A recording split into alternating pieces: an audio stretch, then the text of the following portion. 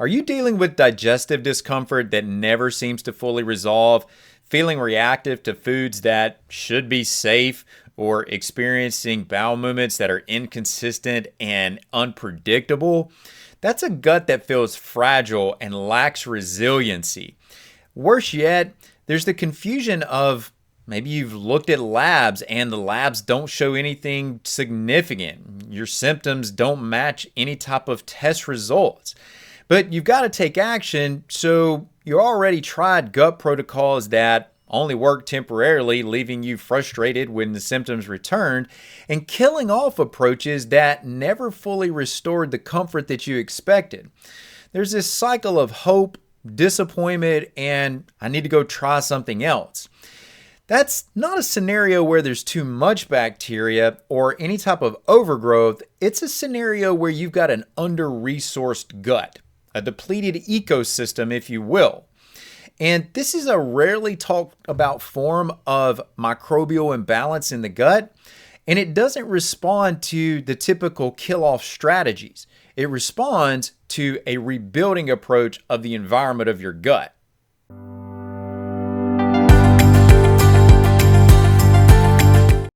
Many individuals treat their gut health as if it's a crime scene. You've got symptoms, so something's wrong, so you must have an invader or a bad guy that we need to eliminate. After all, you've got to remove the threat, and that threat is an infection or an overgrowth. And let's be fair here that sometimes, well, actually many times, that actually is true. Infections happen, overgrowths happen, in fact, overgrowths happen a lot, and removal certainly has a place. However, gut health does change over time. It's not static. What you deal with in the early phases of gut health don't necessarily translate to what the latter phases of gut health restoration are going to look like. So if you're deploying constant kill strategies, if you will, then that's probably not going to give you the objective changes or subjective changes that you're really looking for. Overgrowth does need to be treated, but when you've done that and there's nothing obvious left, your labs look clean or quiet, if you will, but you know inherently that your gut is not balanced out and it's still fragile, that doesn't tell you that you need to keep exploring the remove strategy. What that says is that it's time to shift into a rebuilding mode. And for many, this is why gut healing can stall out. It can start to lack the progression that you expect, because going into the rebuilding phase is often missed at the microbial level. Let's delve a little bit deeper into this pattern that I'm sharing with you here, because even though you've explored the kill phase and you've exhausted that at this point, you would think that the imbalance of the microorganisms in the gut would be resolved, but it's not. There's actually still a dysbiosis, an imbalance of the bacteria that is present. It's not an overgrowth or an infectious-driven dysbiosis, if you will. It's more what we could call an insufficiency dysbiosis. Now, to be fair to that term, I think we need to give that term some context and state it a little more directly as to what we're actually talking about here. An insufficiency dysbiosis could be labeled as simply too few bacteria. But that's not the only way that we should look at this. Remember, your bacteria are functional. They have roles to play and they have to carry those roles out. Therefore, it could mean that there's just too little functional support or too little functional capacity from the bacteria that you do have. Their output, their ability to act as your workforce is just not sufficient.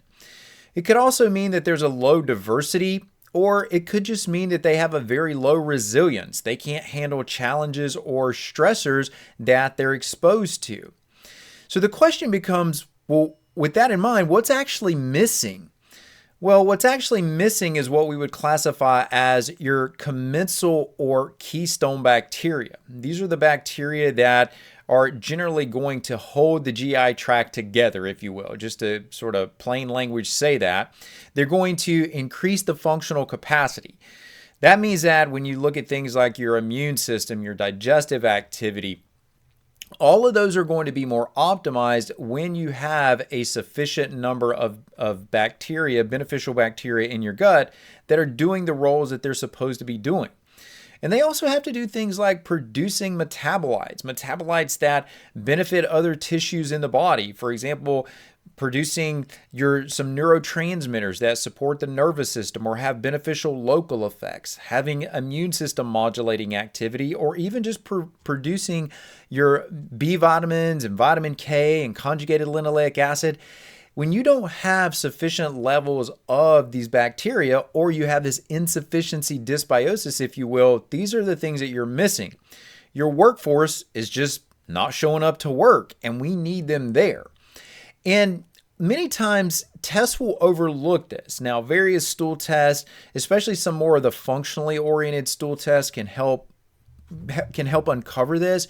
But some of the conventional stool tests that are not looking at the commensal or the keystone species and that are only looking for the pathogens aren't going to show this, because there is no obvious pathogen. There is no dramatic overgrowth here, and the labs are going to look clean or quiet. So you can easily miss this, but you have to contrast what I'm telling you too, because you want to contrast this against the overgrowth to understand what to do next. The overgrowth is excess activity, right? But what I'm telling you about is an insufficiency. That means that there's underperformance here. So it's a completely different problem, which means that it's going to require a completely different solution as well. And if you're the individual who's had that lived experience of my digestion's fragile, I've tried probiotics and they may work for a very short period of time, but the benefits that they give me don't stick or just don't even show up in the first place. You've got symptoms, but no clarity as to why you've got symptoms. This is probably the direction you need to start looking. Now, I've got a solution headed your way, but before I get into that solution, if you're finding that this information I'm sharing with you is giving you a different viewpoint on your gut health, well, go ahead and hit that like and subscribe button. It's going to help others out there be able to find solutions as well. And while you're here, go ahead and drop a comment on some of the things that you've done to try to improve your gut health. Now, if you and I haven't met, I'm Dr. Arland Hill. I'm both a clinician and a rancher. And that gives me a unique perspective because it allows me to see both the physiology and the food, and that's going to help me help you get to the root cause faster. So often as I shoot these videos, I find that when I get to this section in the video where I'm going to give you the solution, many times the first step of the solution is a mindset shift, and if you can't change the mindset of how you look at this, then you're never going to be able to actually lock into the tangible solution steps that I'm going to give you to see them through and get the outcome that you're looking for. So as it relates to this conversation today, you have to stop asking, what do I need to kill? That's not the question to ask here. What you should be asking instead is, what does this ecosystem need? What does the environment of the gastrointestinal tract need? Let me give you an analogy of a way to think through this. Think about a home that needs a rehab. When you're going in to rehab that home, there's the demolition process, so you're clearing the landscape, but then you've actually got the rehabilitation process that has to take place. Many times, as I translate that analogy to gut health, many individuals are stopping at the end of the demolition process and don't get into a full rehabilitation effort. Well, that's where the real lasting change takes place at. They're unfortunately looking at a situation where they're not really diving in and fixing the problem, the true underlying problem, and building better resiliency and capacity in the gut overall. Think about this in terms of a habitat, right? Don't look at how do I hack the gut. You know, we hear about biohacks. Stop thinking about this in terms of biohacks. Start thinking about it in terms of biohabits. You want to be able to create habits that are going to allow your microbes to be able to respond in the environment and to the environment that they're operating in. You want an environment that is going to optimize for their survival and is going to be able to feed them in a way that is going to make them more robust in number and capacity. You're not looking at trying to force these beneficial, these commensal or keystone bacteria to grow. You're just creating a scenario for them where growth is inevitable. And you're doing that by changing the conditions. And if you're looking at, well, or if you've tried, maybe that's a better way to say this, if you've tried a single supplement and you thought, okay, that's what I'm doing with this single supplement, and it's failed, well, it's failed because you really need a strategy. You don't need a supplement. Strategies can include supplements, but the supplement is not the strategy, right? So I really want you to lock that in, because that's also part of that mindset shift. Supplements have a role here, but you have to acknowledge what the strategy is under which you're using those supplements to really get the outcomes that we're looking for. So now with that mind shift that you have locked in, let's talk about more specifics of how you're going to change that environment. And we're going to do this by pulling some of what I would consider are the primary levers that are going to help you rebuild a depleted microbiome. Again, insufficiency dysbiosis here. So how do we feed the ecosystem? And when you're consuming food, if you're thinking about food just as how that food is affecting you, well, you really probably are missing the majority of the picture of the benefit of food, because you want to consume food to support your microbiome equally as much as trying to support you. So to do that, you have to think in terms of color matters. Plant diversity matters. And the point here is that this is going to expose you to more polyphenols, these colorful antioxidative therapeutic compounds that exist in plant foods. They can also be found in animal foods, by the way, when animals are raised on appropriate or raised appropriately, meaning that you're grass feeding and finishing beef, you're pasture raising chicken. Those are probably, you get these polyphenols in the secondary metabolites in those animal foods as well. But regardless of whether it's coming in through plant or animal sources, these are signals to your microbiota to flourish. So it's not just about getting calories from these foods or getting proteins or fats or carbohydrates. No. This is about getting information to your microbiota to amplify their activity. And again, you can do this with herbs or berries or spices, or teas can be another way of doing this, or you can increase appropriately raised animal-based foods in your diet as well. The other thing that you can do here is do things that are going to help restore your fermentation capacity. And for example, one of my favorites with this is going to be optimizing for short-chain fatty acid production, especially one that's known as butyrate.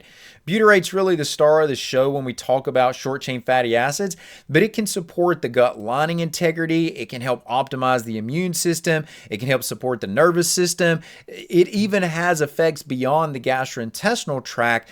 But let me just say, if you're going to use butyrate, and I'm a big fan of butyrate, see a lot of benefit for patients with it, you generally want to start lower and work up, build up slowly on it, and make sure that you're maintaining your tolerance to it. You can also accomplish this by utilizing fiber in the diet. Fiber is going to get you to the same endpoint, but if you need a little faster response on the front end, using supplemental butyrate can be a good form on that. And the form known as tributyrin is the form that I would recommend for you on that, as opposed to what we would call a butyrate salt. Now, you can also look at what are some ancillary things that I can do to optimize and put things in my favor as well. Well, you can increase your protein intake, or at a minimum, make sure your protein intake is adequate. You can check out some of my other videos for what an optimal protein intake looks like, or how to look at your labs to figure out if you're hitting your optimal levels of protein for you specifically, as opposed to just targeting an arbitrary number. And when you do that, that's going to optimize for stomach acid production, which translates into better bile flow and enzyme activity. And it's also going to give you greater access to various micronutrients that you're consuming as well. And lo and behold, wouldn't you know it, those microbes, well, they depend on those micronutrients as well. So when you're more functional, guess what? Your microbes are more functional too. And the other thing that you can do to flip this conversation the other direction, maybe to say this, what do you not need to be doing, is don't expose yourself to chronic stress. That's going to work against your microbiota. Many individuals just generally think that, oh, stress is not that big a deal. Stress is just part of life. Yeah, it may be part of life, but stress is going to reshape your microbiome. And guys, that's going to happen whether you believe it or not. Poor sleep, if you're restricting too aggressively, so you've been avoiding certain foods for too long a period of time, if you're just finding that you're becoming hypervigilant around foods, like you just start to develop, you've mentally developed the wrong type of response to food, none of these things are working in your favor when it comes to increasing the activity of your microbiota. And if you just want a few other real subtle ways, I'll just give you quickly here that you can optimize your microbiota, that there is evidence to show that these things do translate. Movement, activity, exercise, however you prefer to say that, being outside, optimizing around your circadian rhythm, your 24-hour rhythm, being awake when it's daylight outside, being asleep when it's not outside, having regular, consistent meals, so being consistent about breakfast, lunch, and dinner, having a routine around that, being more consistent, just having a routine for life and having fewer disruptive inputs. These are all things that tell your microbiota, this is safe. I want to optimize. I want to flourish in this environment versus putting them on the defensive. So what should you expect to get right now if you start making these changes? Well, you're going to have a less reactive gut for one thing. It's going to become more resilient within a relatively short period of time. The more of these that you can implement, the faster you're going to see results here. And your symptoms are going to improve with the time. But listen, guys, don't expect that things are going to change in one day. You've got to be realistic. You're asking for these microorganisms to adapt to the environment that they're in and how you're trying to reshape them. Give them an opportunity to reshape. Progress may feel very, very subtle, but I would take stable and consistent over fast any day when it comes to optimizing your gut health. This is how your gut's ultimately going to stop feeling fragile. This is not about a quick fix. It's not about fast. It's about foundational. And it's the step and the mindset that is often overlooked, that now that you understand how insufficiency dysbiosis is probably the next step that you need to be thinking about and moving away from those kill strategies, this could really open up a new path for you to restoring your gut health. If your gut healing strategy has stopped working for you, it probably doesn't mean that you failed. It may realistically mean that you've just outgrown the kill-only solutions.